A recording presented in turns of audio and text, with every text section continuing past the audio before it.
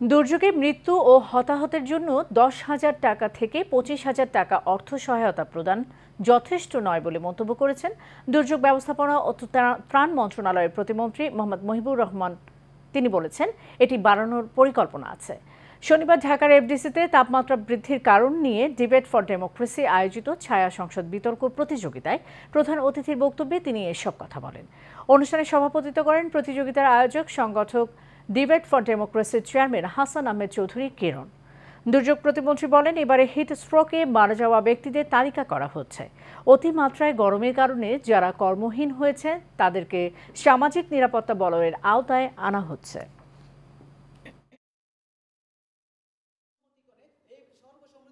মাননীয় প্রধানমন্ত্রী শেখ হাসিনা, যাকে ফ্রান্সের প্রেসিডেন্ট কয়েকদিন আগে বাংলাদেশ এসে বলেছিল শেখ হাসিনা আমাদের বোন, তাকে নিয়ে আমরা বিশ্ব শান্তির জন্য কাজ করতে চাই।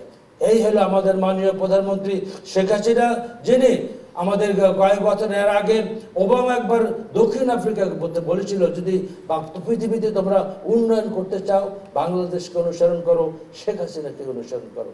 এই হলো আমাদের মাননীয় প্রধানমন্ত্রী, যাকে জাপানের সাবেক প্রেসিডেন্ট ওবামা বলেছিল শেখ হাসিনা আমাদের বোন, আমরা শেখ হাসিনাকে মিলে মিলে পৃথিবীর উন্নত পৃথিবীর জন্য কাজ করতে চাই। সুতরাং আসুন আমরা শেখ হাসিনার সেই অভিজ্ঞতা এবং তার যে পৃথিবীব্যাপী তার যে সুনাম, সেটাকে কাজে লাগিয়ে বঙ্গবন্ধুর স্বপ্নের সোনার বাংলা তথা শেখ হাসিনার স্মার্ট বাংলা কায়েমে আমরা সবাই ঐক্যবদ্ধভাবে কাজ করি।